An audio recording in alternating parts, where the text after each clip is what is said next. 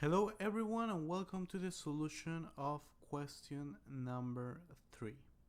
Here we're gonna see this exercise that we have to develop a multiple linear regression model for quarterly sales, annual income and age.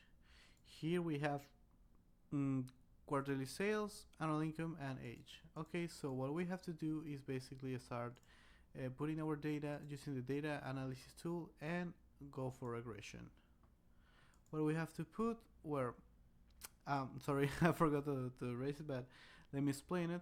That our input that is gonna be our dependent variable is the quarterly sales, and the other one are gonna be the x that has to be both annual and annual income and age that are gonna be our input in x. If we grab it from here, let's put labels, but don't forget to put labels. And yes, okay, so our output range is gonna be here. So let's go. Let's wait till it, and yeah, there we have our summary output. Okay, so we can see all that we have. Let's, as the professor said, always check if the amount of observation is the same that we have, that is 75, yes, and also that we have all the values, the annual income, the age, and the intercept. So everything is okay, so don't worry. Okay, so let's start answering the questions based on the information of the regression analysis. First, the regression equation is if we want to calculate the quarterly sales,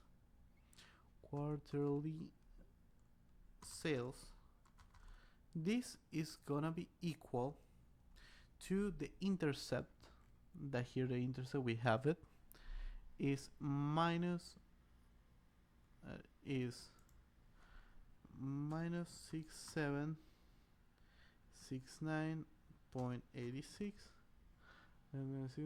Okay, plus now is the multiplication of annual income times the value it has here, that is 0.12 times 0.12 plus the other value, that is h, times 198.81. Okay, so here we have it.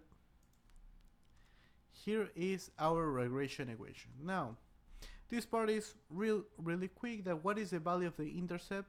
The intercept is given here. We can see it. Then, what is the estimated regression coefficient for annual income? The same, we just have to look for it in the regression analysis. It was for annual income, right? Annual income is here.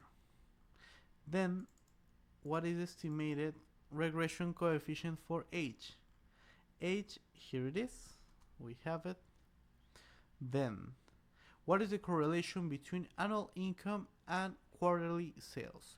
Correlation is a function that is really easy to use because you have to put just correl, and then if it says annual income and quarterly sales, it doesn't really matter the order you put it. Just be sure you are completing what you're doing. Boom.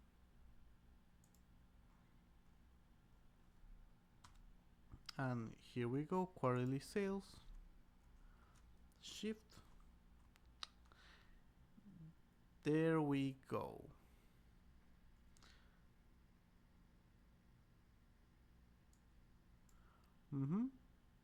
Okay, we have it.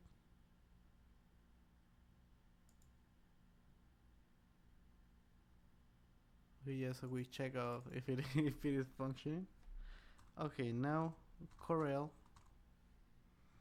with correl between age and quarterly sales. Here is age. We have it here. Then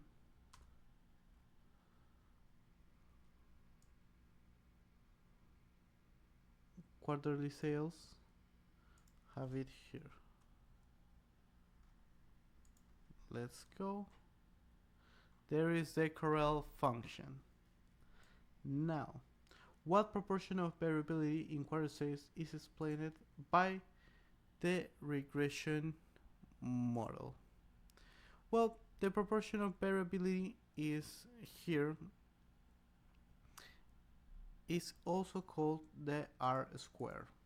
So if you are asked for the proportion of variability, you just have to look for the R square in the regression in the summary, here in the section that called regression statistics. So there we go.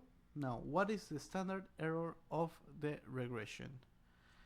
The standard error of the regression is also here in this summary of the output. Standard error of the regression. Now, what is the predicted quarterly sales for a customer that has annual income of 63? Okay, what do we have to do here is basically use this formula but with these inputs.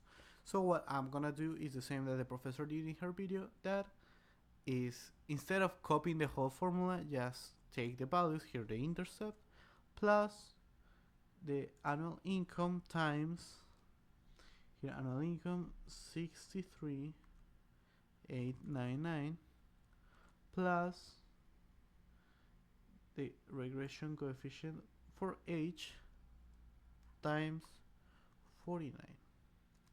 Here we go. Then what is the residual for the customer in the previous question? Sales, if the quarter is okay, this residual is basically this minus what we calculated earlier. So it's equal to 10,297 minus this value. And we have it. Now, for the finalists, determine the p-value and conclusion for the coefficient of annual income using significance of 5%. Okay. So the p-value of annual income is right here. And we have it here. And next question asks for the p-value of the age. That is also right here. Okay, so it asks for a conclusion, and we know that if p-value is less, here is less than 5%, so it is a significant predictor of quarterly sales. So in both cases, we're gonna have the answer that is a predictor. So it's like annual income is a predictor, and also that age is a predictor. And there you go. That is how you solve the question number 3.